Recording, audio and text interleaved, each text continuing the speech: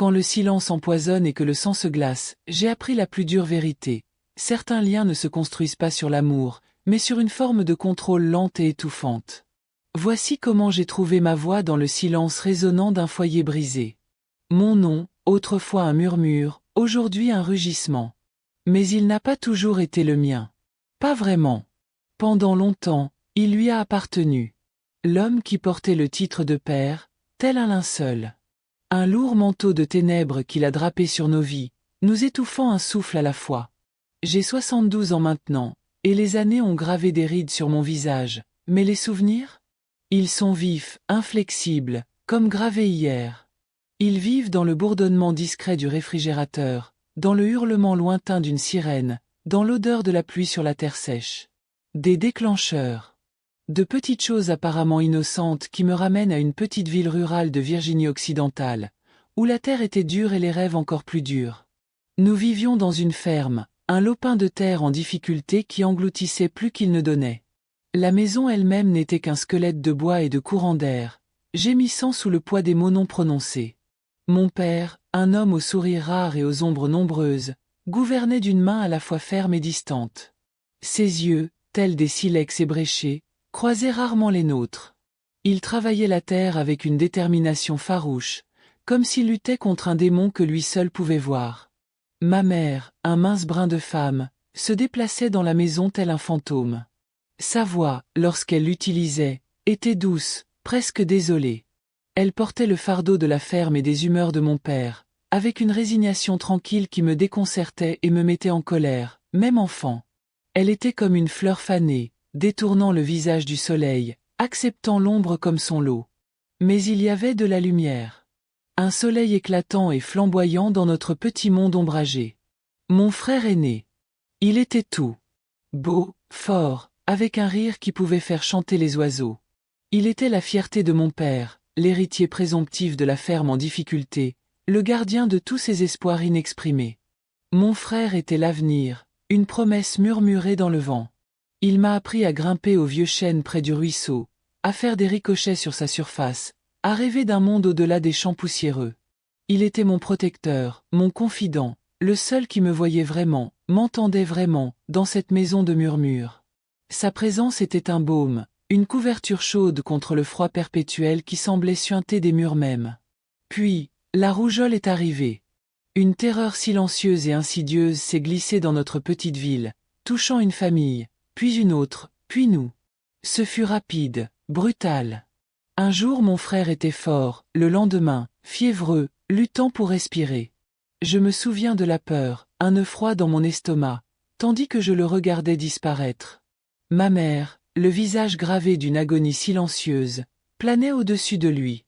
Mon père, un homme qui montrait rarement ses émotions, était une statue de chagrin, la mâchoire serrée, les yeux fixés sur son fils mourant. Le docteur, un homme gentil mais fatigué, secoua la tête, ses paroles sonnant le glas. Et puis, il disparut. Mon frère. La lumière de nos vies, éteinte. Le silence qui suivit fut plus fort que n'importe quel cri. Il descendit comme un lourd rideau, étouffant tout. Mon père, déjà un homme consumé par ses propres luttes, s'effondra. Ses rêves, si désespérément attachés à mon frère, se brisèrent en 1 million de morceaux. Il se retira en lui-même, une forteresse de chagrin et de folie. La ferme, autrefois son centre d'intérêt, devint secondaire. Il erra dans les champs, les épaules voûtées, les yeux vides. Il était un fantôme, hantant sa propre vie. Et dans sa rupture, une nouvelle obscurité monstrueuse commença à s'agiter. L'air de la maison s'épaissit d'une douleur inexprimée, une couverture suffocante qui nous pesait. Le chagrin de mon père, une blessure à vif et purulente, commença à se tordre et à se contorsionner, se détournant vers l'extérieur. Au début, c'était subtil. Des mots tranchants, jetés comme des pierres, sur ma mère. Puis, le claquement des portes, le bruit de la vaisselle.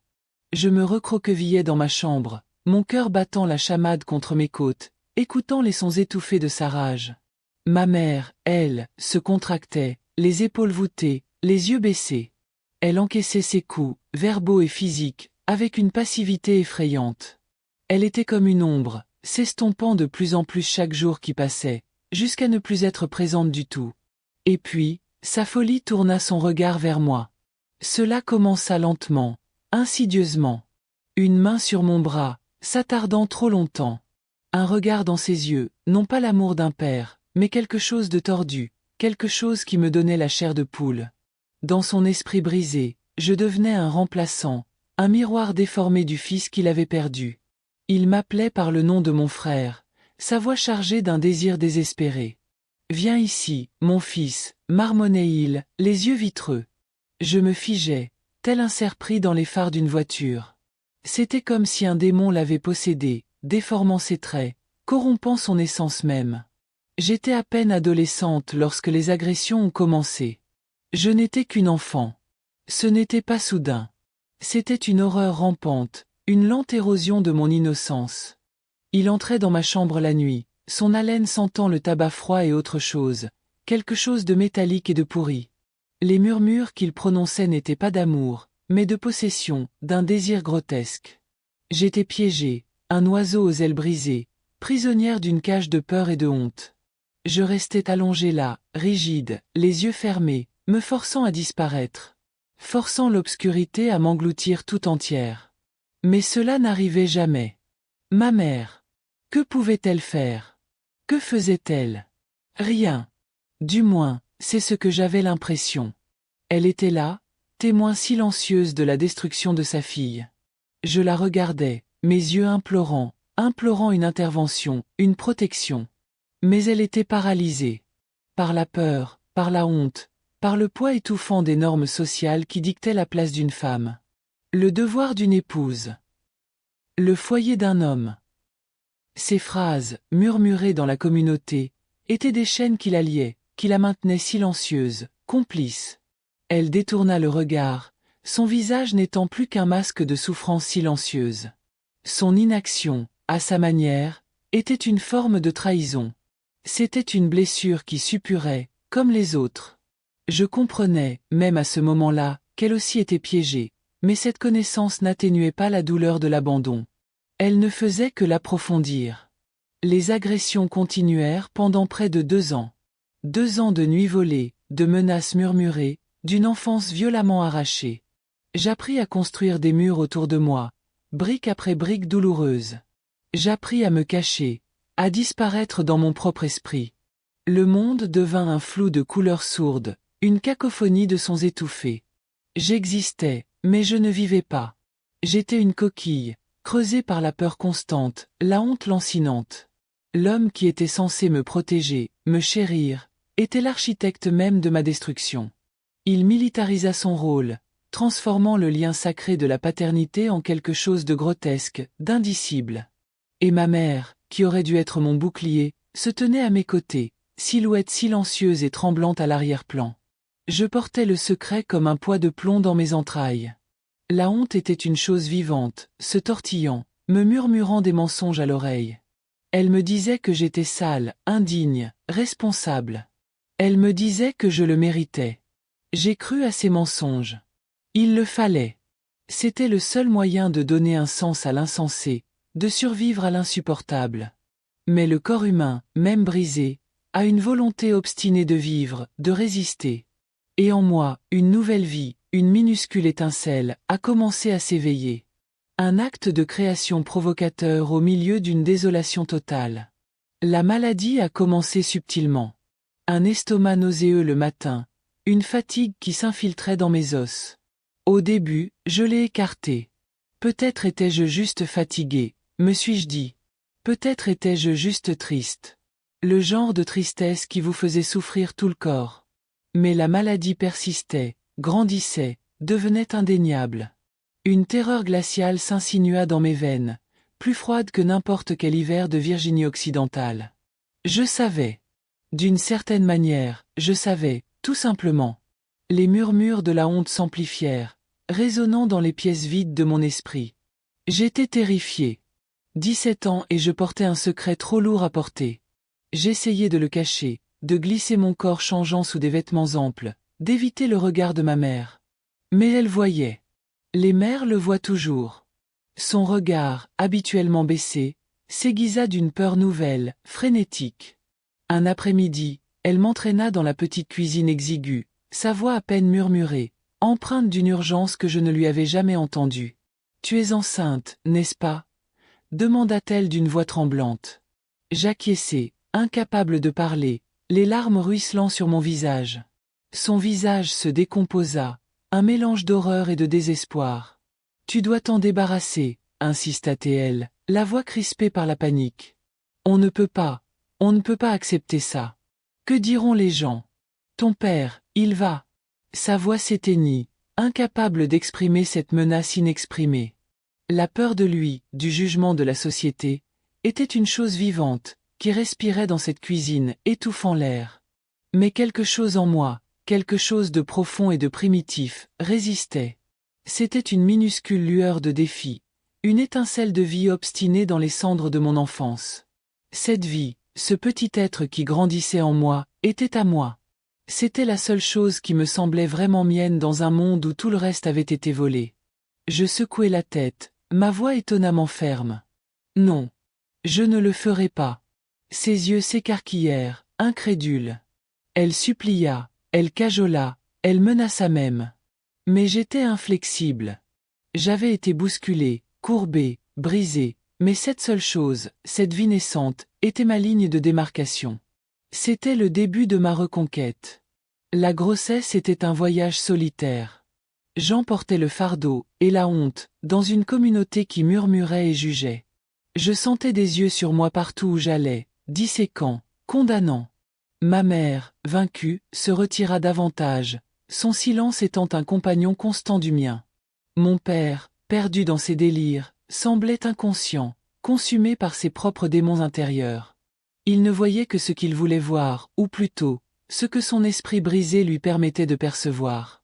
Puis, une nuit, la maison gémit d'une autre sorte d'horreur. L'odeur de fumée, âcre et mordante, emplit l'air. Je me réveillai au crépitement des flammes, le rugissement d'une bête affamée. Mon père, dans un accès de délire de plus en plus violent, avait mis le feu à la maison. Je me souviens du chaos, des cris frénétiques, de la chaleur torride. J'ai attrapé ma mère, la tirant à travers les pièces enfumées, la poussant vers la porte qui se brisait. Nous avons à peine réussi à sortir, debout dans l'air froid de la nuit, regardant notre maison et les cauchemars à l'intérieur de ses murs, brûlés jusqu'au sol. C'était un spectacle terrifiant, mais étrangement libérateur. Un feu purificateur. Nous n'avions rien. Nulle part où aller. Ma mère, dans un rare moment de lucidité, a contacté un cousin éloigné dans une ville à des heures de là. C'était une bouée de sauvetage, une chance, aussi mince soit-elle, d'échapper à l'emprise suffocante de notre passé. Nous avons emballé le peu que nous avions, les quelques affaires sauvées de l'incendie, et sommes partis. Nous avons laissé les cendres de notre maison, les fantômes de mon frère et le monstre qui portait le visage de mon père. Dans la nouvelle ville, en contraste frappant avec la ferme calme et désolée, l'état de mon père s'aggrava. Le changement d'environnement, la perturbation de ses rituels familiers, semblèrent accélérer son déclin. Ses délires devinrent plus erratiques, ses accès de colère plus fréquents et plus violents. Ce fut un soulagement désespéré et triste, lorsqu'il fut enfin emmené, interné définitivement. Les portes de fer de l'asile claquèrent derrière lui, et avec elles, un chapitre de terreur de ma vie se referma enfin. Ce n'était pas un triomphe, pas vraiment. C'était juste, le silence. Un silence calme et douloureux qui s'installa sur nous. La ville était un vaste organisme tentaculaire, vibrant d'une vie que je comprenais à peine. C'était un monde à part des champs poussiéreux et du silence étouffant de la Virginie occidentale. J'étais un fantôme dans ce nouveau paysage, portant le poids de mon passé, les stigmates de ma situation. J'avais donné naissance à des jumeaux, deux êtres minuscules et fragiles qui étaient à la fois un témoignage de ma souffrance et un phare d'espoir inébranlable. Ils étaient ma raison de respirer, ma raison de me battre. Ma mère, encore l'ombre d'elle-même, dérivait dans le petit appartement que notre parente m'avait fourni, une présence silencieuse hantée par son propre traumatisme non traité. Elle offrait peu d'aide pratique, consumée par ses propres batailles intérieures. La responsabilité, lourde et intimidante, retombait carrément sur mes jeunes épaules. Je n'étais qu'une fille, à peine sortie de l'enfance moi-même, maintenant mère de 2 enfants. Le jugement, les murmures, il me suivait comme un bourdonnement persistant. Je sentais des yeux sur moi à l'épicerie, dans le parc, disséquant, condamnant. Mais pour mes garçons, j'ai trouvé une force que je ne savais pas posséder. J'avais désespérément besoin de travail. J'ai trouvé un emploi dans un hôpital local, nettoyant les sols, vidant les bassins, faisant tout pour gagner de quoi nourrir mes fils. L'hôpital, avec ses couloirs silencieux et son odeur antiseptique, est devenu mon nouveau monde. Je m'y suis déplacée, inaperçue de la plupart, une autre travailleuse sans visage dans une mer d'œufs. J'ai gardé la tête basse, mon passé enfermé, un secret trop douloureux à partager. J'ai enduré les regards entendus, les commentaires parfois acerbes. Pauvre fille, avec ses enfants et pas de mari. J'ai appris à me forcer, à laisser les mots glisser sur moi comme l'eau sur le dos d'un canard. C'est là, dans le bourdonnement silencieux de la pharmacie de l'hôpital, que je l'ai rencontré. Il s'appelait Antoine. C'était un pharmacien, un homme gentil et doux, au regard empreint d'une compréhension sereine. Il me voyait, pas seulement la jeune mère fatiguée, mais la personne cachée sous mes yeux. Il voyait la résilience, la force tranquille que je m'efforçais tant de cultiver. Il m'offrait un mot gentil, un petit sourire, un moment de connexion authentique dans un monde qui semblait si froid et isolant. Il ne m'interrogeait jamais sur mon passé, ne m'inquiétait jamais. Il était juste, là. Une présence constante et réconfortante. Antoine est devenu mon allié, puis mon ami, et lentement, doucement, mon confident. Je me suis retrouvée, pour la première fois, à raconter des bribes de mon histoire. Pas tout, pas encore, mais suffisamment. Suffisamment pour qu'il comprenne la profondeur des ombres que je portais. Et il écoutait. Vraiment écouté, sans jugement, sans pitié. Il n'offrait pas de solution, mais un soutien indéfectible.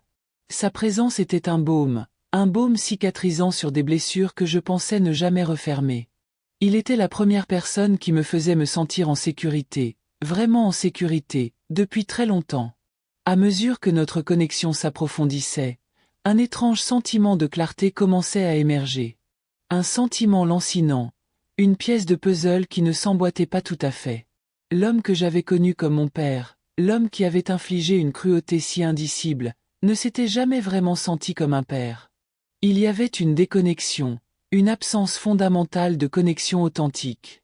C'était plus que sa folie, plus que son chagrin. C'était autre chose, quelque chose de plus profond. J'ai commencé à chercher, tranquillement au début, poussé par un instinct que je ne pouvais pas expliquer. J'ai commencé par regarder dans de vieux documents familiaux, des lettres, tout ce qui pouvait offrir un indice. Ma mère, toujours réservée, n'en disait pas beaucoup. Elle semblait reculer devant toute allusion au passé, comme si ces mots la brûleraient. Mais j'ai persisté.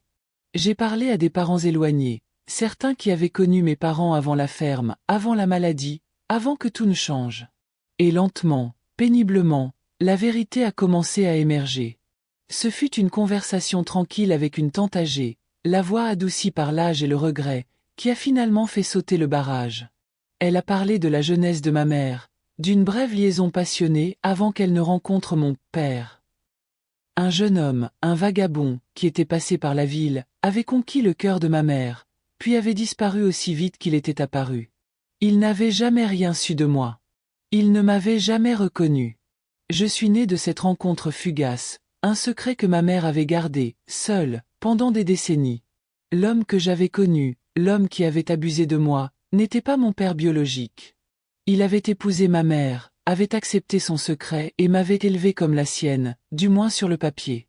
Cette révélation, initialement un choc, m'a apporté un profond sentiment de clarté. La cruauté que j'avais endurée, le ciblage incessant, la haine tordue, ce n'était pas seulement de la folie. C'était enraciné dans quelque chose de complètement différent. J'étais un rappel vivant et respirant de la trahison perçue de ma mère, une blessure constante dans son orgueil, un témoignage d'une vie qui n'était pas la sienne, d'une lignée qui n'était pas la sienne.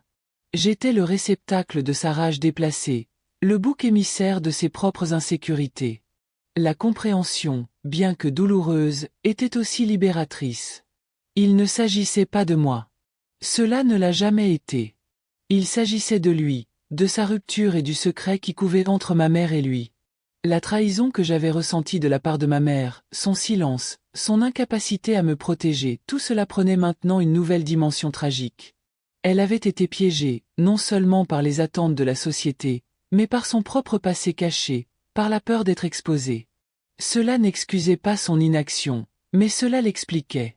La connaissance s'est installée sur moi, non pas comme un fardeau, mais comme un bouclier. Un bouclier contre les faux récits, contre la honte que j'avais portée si longtemps. Je n'étais pas le produit de son sang, de sa cruauté. J'étais le produit d'une histoire différente, d'une lignée différente. Et avec cette compréhension, une puissante résolution s'est solidifiée en moi. Je couperai tous les liens. Je récupérerai mon nom, ceux de mes enfants, des griffes de ce sombre héritage. L'air de la ville était différent. Il bourdonnait d'une énergie tranquille, d'un sentiment de possibilité qui avait été absent dans le calme étouffant de mon passé. La révélation de ma véritable filiation, bien que troublante, avait aussi été étrangement libératrice. C'était comme si une lourde chaîne avait été levée, un fardeau que je n'avais même pas pleinement réalisé que je portais. La honte, autrefois un poids physique dans ma poitrine, a commencé à se dissiper, remplacée par une colère calme et déterminée. Je n'étais plus victime de sa lignée. J'étais libre. J'ai alors décidé, avec une conviction résolue qui m'a surprise moi-même, de changer légalement de nom. Et ceux de mes fils. Il ne s'agissait pas d'effacer le passé, mais de couper les derniers liens persistants avec l'homme qui avait volé mon enfance. C'était un acte de profonde revendication, une déclaration de défi que son héritage ne définirait pas le mien. L'idée de me débarrasser du nom qu'il m'avait donné, me donnait l'impression de respirer un air pur pour la première fois. C'était comme une renaissance. Le processus était bureaucratique, fastidieux, mais chaque formulaire rempli, chaque signature apposée, était un pas vers un avenir non souillé par son ombre. J'ai choisi un nouveau nom, un nom qui ressemblait à un nouveau départ, une promesse silencieuse envers moi-même. Et mes fils, trop jeunes pour comprendre tout le poids de ma décision, ont accepté leur nouveau nom avec une curiosité innocente. Ils étaient à moi, vraiment à moi, et maintenant nos identités n'étaient liées que par l'amour, et non par la lignée corrompue d'un monstre. La vie avec Antoine a été une révélation. Il était tout ce que l'homme que j'appelais père n'était pas. Gentille, respectueuse, une vraie partenaire.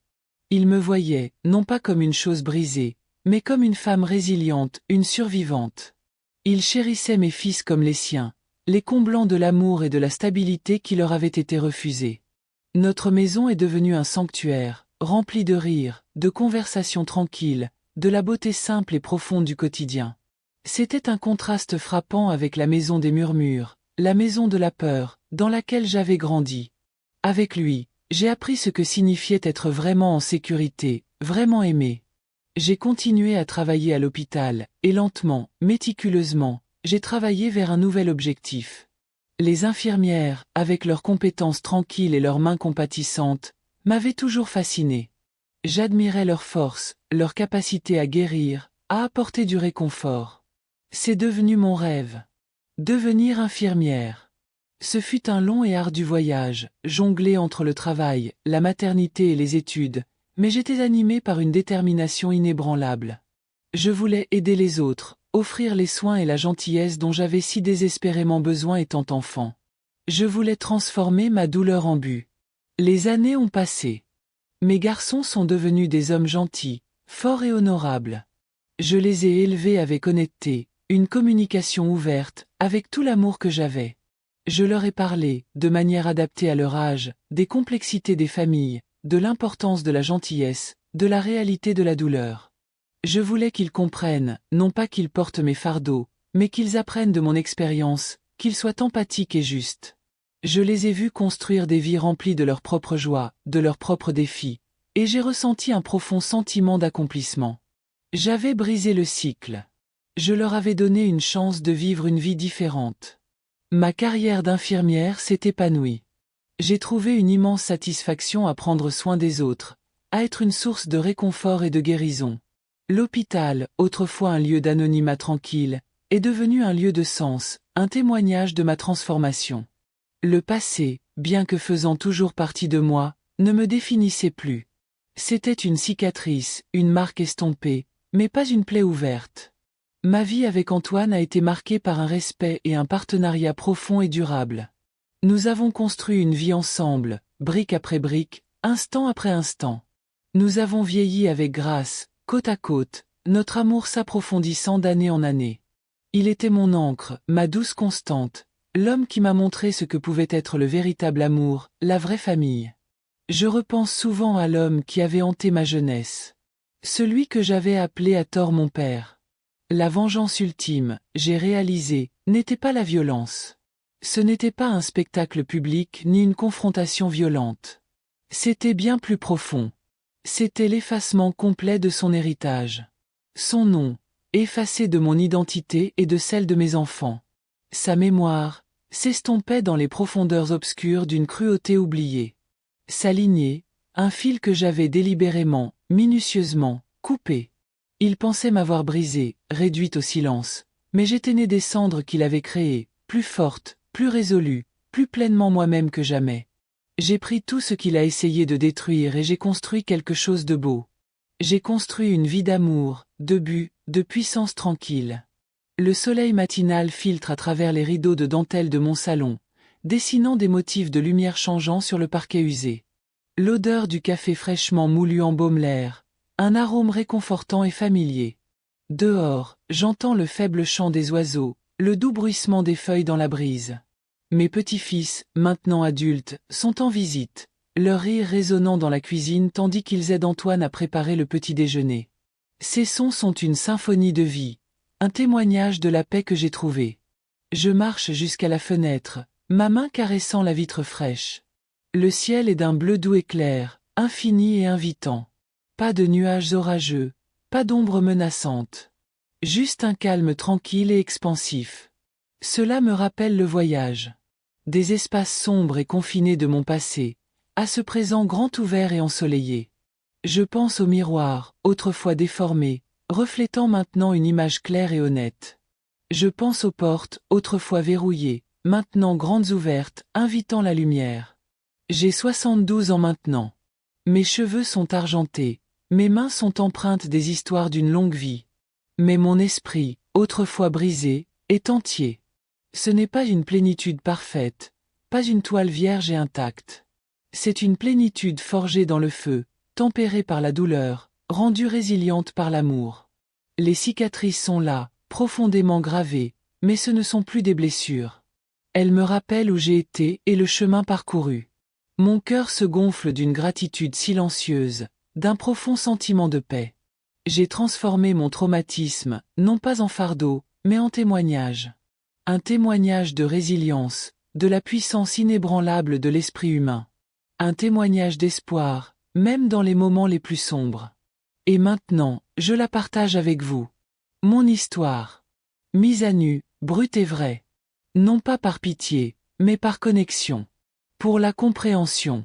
Pour la révolution silencieuse qui se produit lorsque le silence est rompu et que la vérité est dite à voix haute.